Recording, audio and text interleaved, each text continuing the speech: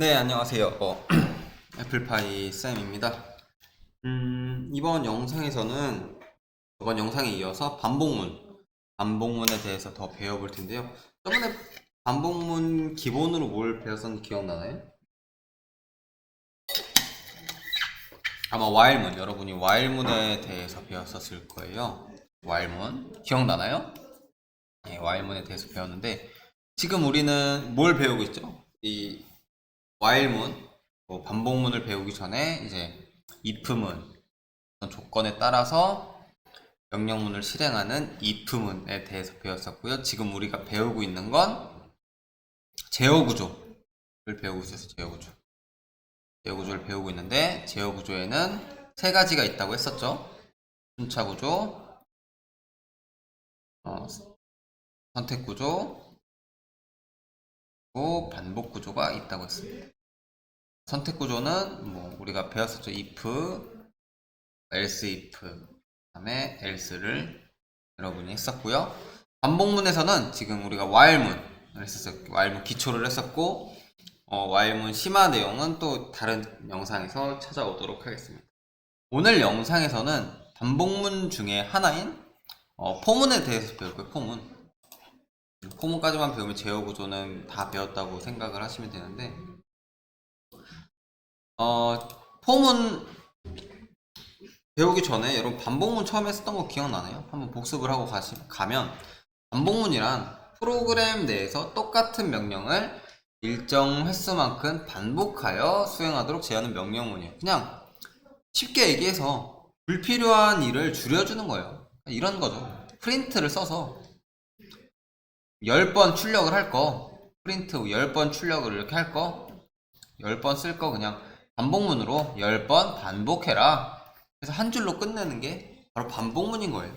이렇게 코드를 효율적으로 줄일 수 있게 해주는 게 바로 반복문이에요. 반복적인 명령을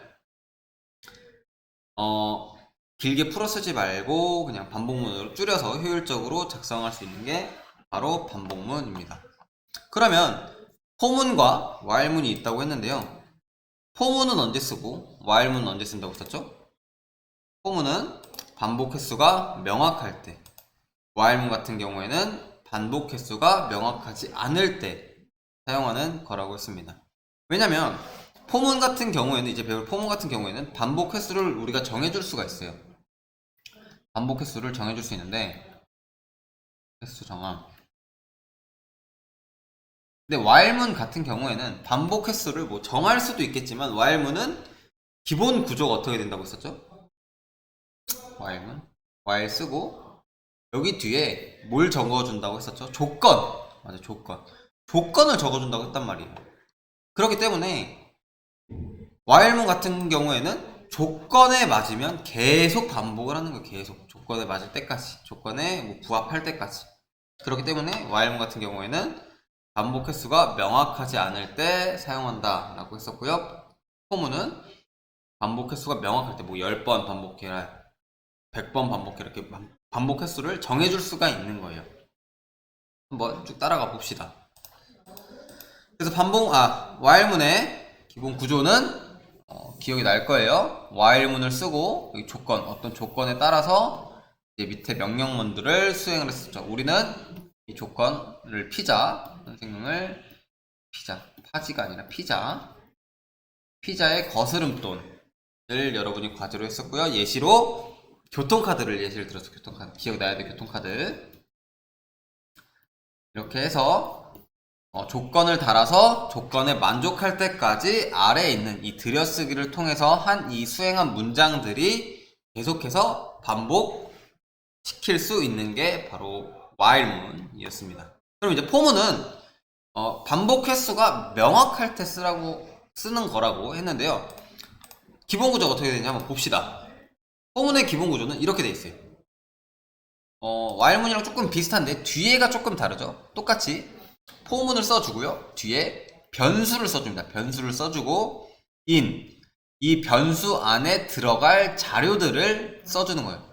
변수 안에 들어갈 자료들, 즉 데이터들을 써주는 겁니다. 그럼 변수에 이렇게 데이터들이 들어가게 됩니다. 순서적으로, 반복적으로. 그럼 이 데이터들은 어떤 게 들어갈 수 있느냐? 뭐 여러 가지가 들어갈 수 있는데 기본으로는 리스트 또는 뭐 튜플, 문자열이라고 하는데 이건 잠시 제쳐 두고 우리는 처음 접하는 거기 때문에 리스트에 데이터가 들어간다. 리스트들의 데이터가 들어간다. 라고만 알아주시고 당연히 이제 콜론 붙이고 들여쓰기를 통해서 이 수행할 문장들을 쭉 적어주시면 되는 거였습니다. 그러면 이 리스트들이 어떻게 들어가는지 한번 살펴봅시다. 이 리스트를 어떻게 들어가냐? 이렇게 코드를 가져왔습니다. n 데이터는 리스트. 여러분 리스트는 다 알고 있죠? 자료들의 집합, 자료들의 집합. 이렇게 n 똑같이 적어볼게요. n 리스트에 n 데이터라는 리스트에 종 쳤어요. hello 그 다음에 world라는 단어랑 1, 2, 3이라는 데이터가 있고요. 여기 폼은 i 변수를 써주고요. in 변수에 들어갈 리스트들을 적어줍니다. 뭉쳤어요. 지금 녹화 중입니다. 데이터를 써주고 프린트 i를 써주면은 이제 데이터들이 n 데이터에 있는 리스트의 데이터들이 i 하나씩 이렇게 들어가게 됩니다. 불청객이 들렸나요? 불청객이 잠깐 왔었어요. 이렇게 실행을 시켜보면 어떻게 되느냐, 이렇게 됩니다. 실행 결과는 일단 이렇게 나오는데 이게 어떻게 실행 순서가 되는지 살펴보면, 잘 봅시다. 너무 웃기네 방금. 이 for i 변수 in 그 다음에 n 데이터, 이 리스트를 써준 거잖아요. 이 리스트 써줬는데 이제 n 데이터라는 리스트의 데이터들이 순서대로 인덱스 번호 0번 첫 번째, 즉 0번째겠죠. 0번, 1번, 2번, 3번, 4번에 인덱스의 번호 적힌 것들이 하나씩 순서대로 들어가는 거예요. 첫 번째 hello가 들어갔다가 내려와서 이 명령을 실행하고 print i, 즉 i에는 hello가 들어있기 때문에 이렇게 hello를 출력을 하고요. 그 다음에 출력을 했으면 다시 출력을 하고 포문으로 갑니다. 포문으로 가서 n 데이터 리스트에 아직 데이터들이 남아있기 때문에 두 번째 이 월드가 i에 들어가게 되고, i가 들어간 다음에 이렇게 내려와서 다시 프린트 월드를 실행을 해주고, 월드를 출력했으면 다시 이 포문에 가서 이제 n 데이터에 있는 1이 이렇게 들어가게 되고, 이 끝에 데이터가 다 끝날 때까지 프린트 출력을 해주는 겁니다. 출력 횟수를 정해줄 수가 있는 거죠. 이 데이터들을 다 출력할 때까지 계속해서 프린트 출력을 해라 라고 이렇게 반복 횟수를 데이터의 개수만큼 정해줄 수가 있는 겁니다. 이렇기 때문에 포문은 반복 횟수를 명확히 지정을 해줄 수 있다라는 겁니다. 이렇게 리스트 명을 써서 리스트의 데이터를 하나씩 넣어서 뭐 출력을 하거나 조건문, if문과 뭐 여러가지 다양한 프로그램을 작성을 할 수가 있습니다.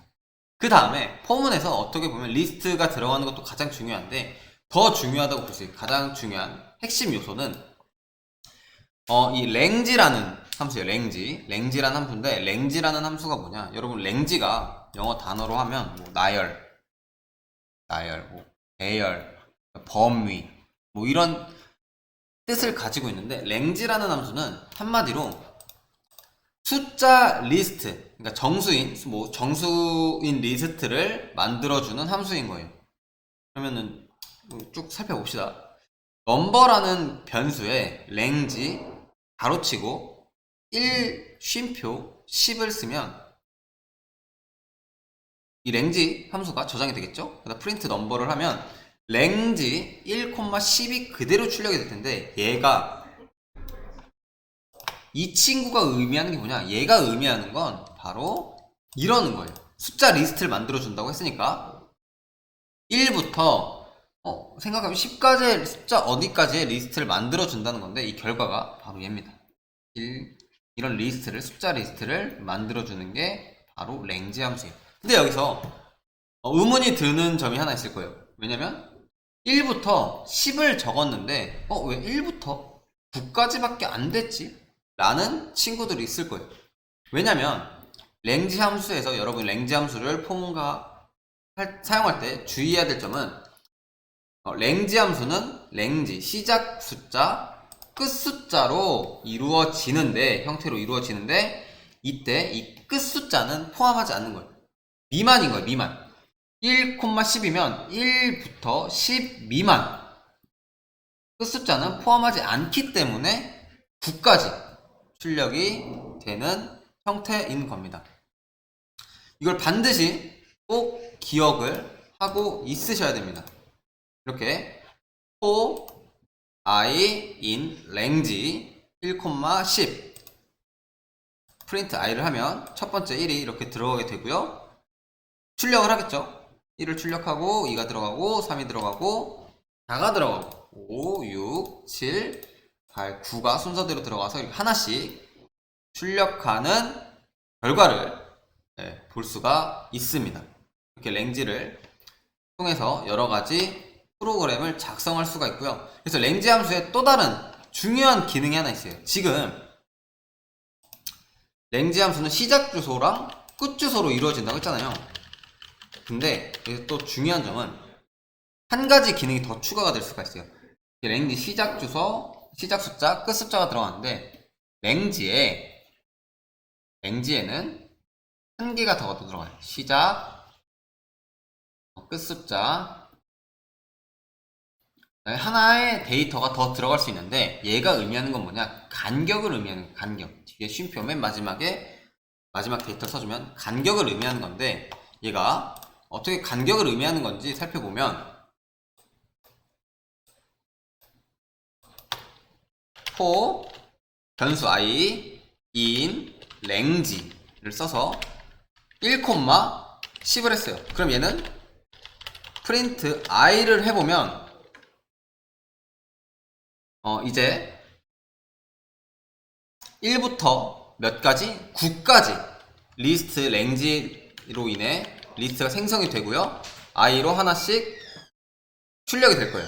실행을 시켜보면 뭐 이런 실행 결과가 나오는데, 여기서 뒤에 2라고 간격을 지정을 해주면 1부터 10까지가 아니라 1부터 9까지의 숫자 중 간격을 2씩 떨어뜨려서 출력을 할 수가 있는 겁니다. 그럼 여기서 간격을 3으로 지정을 해주면 이렇게 간격이 3 떨어지면서 1부터 9까지의 수 중 3을 간격을 3으로 해서 출력을 하는데, 당연히 7 다음에 10이기 때문에 7까지만 출력이 되는 결과를 볼 수가 있습니다. 그럼 지금은 우리가 1부터 큰 숫자, 즉 오름차순 순서대로 출력을 했는데, 가끔 프로그램을 짤 때 내림차순, 뭐 10부터 1, 100부터 10 이렇게 내림차순으로 출력하는 경우가 있을 거예요. 그러면 그때는 어떻게 하면 되느냐? 간단히 뭐 이렇게 10,1을 쓰면 되지 않을까? 라는 생각을 가진 친구들이 있을 텐데요. 이럴 때는 한 가지의 데이터를 더 넣어줘야 됩니다. -1이라는 데이터를 넣어줘서 10부터 1까지 역순으로 내림차순으로 출력을 하고 싶으면 뒤에 -1을 반드시 붙여줘야 됩니다. 그래서 -2를 하게 되면 10부터 2까지예요. 10부터 여러분 주의해야 될 게 10부터 1이라고 해서 10부터 1이 아니라 뒤에 숫자, 이 숫자는 끝 숫자를 포함하지 않는다고 했기 때문에 내림차순인데 숫자가 2까지만 가는 거예요. 2.